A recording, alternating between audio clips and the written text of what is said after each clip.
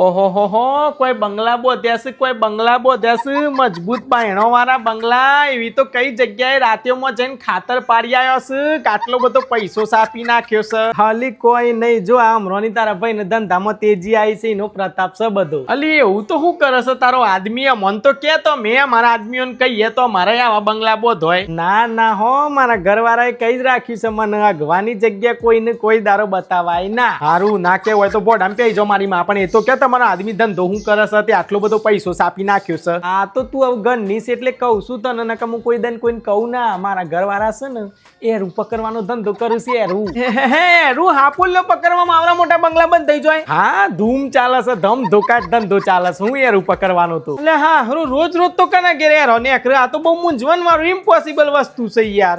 ઈ મસ્ત તો તમે ત્યો છો, હું આ બંગલાની માલિક છું. અલી પણ ગધી રોજ યારું ને કરવું એ તો કઈ રીતે કોઈ ખબર ના પડી. ચો રોજ યારો ચો હોદવાનો. હવે એમાં એવું છે કે મીન મારા ઘરવાળાએ બે હોય એમાં બુદ્ધિ વાપરી છે. મેં કે હેરું પારીને રાખ્યું છે અને રોજ સવારે મારો ઘરવાળો છે ને 10 વાગે હેરું ડબ્બામાં પૂરીને લઈને નીકળી જાય. હા બરાબર બરાબર. હવે મેન ગેમ અહીંથી ચાલુ થાય છે કે મારો ઘરવાળો કોક શેરીમાં જતો હોય ને એટલે કોકના ઘર આગળ હેરું છોડી દે અને ચાના ગલ્લા જઈને બેસી જાય. એટલામાં જે ઘર માલિક નો ફોન આવે કે ભાઈ મારા ઘેર આવજો, મારા ઘેર દાદા આયા છે.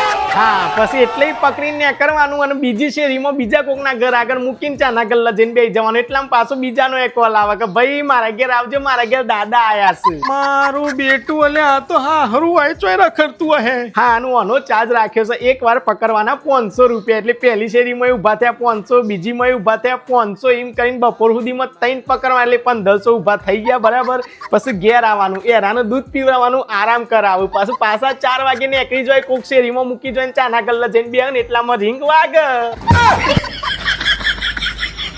ગદ્દી મારા હવે તમારા ઘરથી ચેતતું રહેવું પડે ને કે તમે વળી મારા ઘરમાં યાર ઉગાલ દેવો છો. મારા ઘરના દરવાજા બંધ જ રાખવા પડી. અલી હોભર કાલે તારા જ ઘરનો વારો છે, તૈયારીઓ રાખજે. 500 રૂપિયા રોકડા રાખજે. એક કોમ કર, તું બાજુવાળી છે ને એટલે 400 તારા માટે ડિસ્કાઉન્ટ.